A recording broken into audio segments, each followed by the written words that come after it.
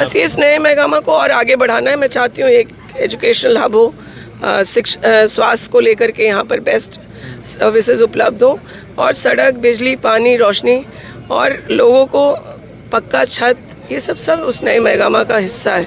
यहाँ पर अभी खुद कृषि मंत्री रहते, 2 लाख की ऋण माफ़ी, फिर कृषि लोन 0% इंटरेस्ट पे मिले, ये हम लोगों ने सुनिश्चित किया। 1 रुपये में फसल बीमा हुआ, पशुपालकों के लिए 3 रुपये से 5 रुपये बढ़ा करके हम लोगों ने इंसेंटिव को किया।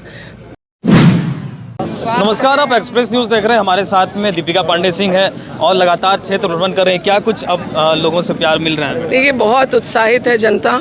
महागठबंधन के किए हुए कामों को लेकर के जनता में खासी खुशी है, और जो काम छूट गए हैं उसके लिए उनको भरोसा है कि अगर हो पाएगा तो महागठबंधन की सरकार ही कर पाएगी। तो मैं इसके लिए बहुत शुक्रगुजार हूँ आम जनता का, महकमा के, मेरे परिवार का, कि उन्होंने चीज़ों को समझा कि कोविड की वजह से क्या परेशानियाँ हुई और कोविड में हम लोगों ने किस तरह का प्रबंधन रखा, और साथ ही 3 साल में जो काफ़ी बाधाओं के बाद भी जो काम हुआ है, लोग उसको 15 साल भाजपा के काल से कंपेयर करते हैं। तो मुझे लगता है काफ़ी संतुष्टि है लोगों में, और हम लोगों का स्वागत बहुत कर रहे हैं। आप अंतिम समय में कृषि मंत्री भी रही, तो अपने क्षेत्र की जनता के लिए आपने क्या? देखिए, मैं कृषि मंत्री नहीं भी थी तो कृषि संबंधित जो कार्य है, मुझे लगता है मेरे बेस्ट अचीवमेंट्स में उनकी गिनती हो सकती है।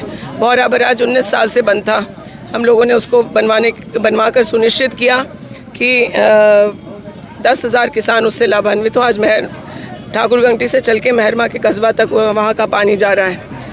मेहरमा में सोनेपुर वियर के लाइनिंग का, लकड़मारा दह के खुदाई का जो काम है वो टेंडर पास हो गया। उस पर काम जब होगा तो वहाँ के इलाकों में उसका फ़ायदा मिलना है। राजडाड़ में ECL की माइनिंग की वजह से बंद हो रहा था और 44 मौजा के किसान प्रभावित हो रहे थे।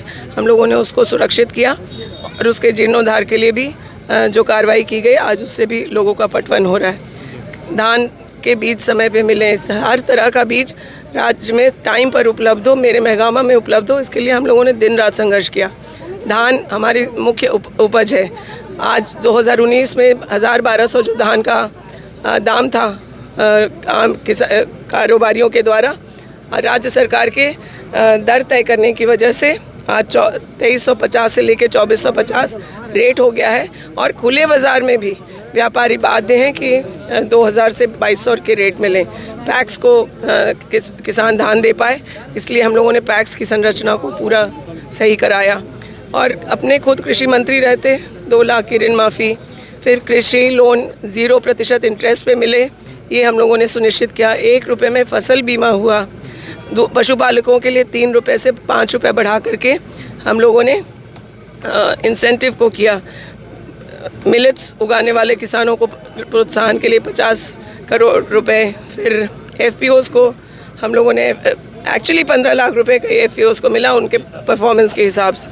तो ये तमाम चीज़ें कृषि को लेकर के, हमारा क्षेत्र है इसी पर निर्भर है, तो इसको लेकर के तो हम लोग पहले से आप जब आई थी यहाँ पर तो आप नए महकमा का नाम दी थी, अब फिर से अगर आइएगा तो अब क्या कुछ होगा नए महकमा में? बस इस नए महकमा को और आगे बढ़ाना है। मैं चाहती हूँ एक एजुकेशनल हब हो, स्वास्थ्य को लेकर के यहाँ पर बेस्ट सर्विसेज उपलब्ध हो, और सड़क, बिजली, पानी, रोशनी और लोगों को पक्का छत, ये सब उस नए महकमा का हिस्सा है। तो जिस पार्टी से होता है उसके प्रचंड बहुमत की कामना करता है, लेकिन फैसला तो जनता करती है कि कौन क्या करेगा।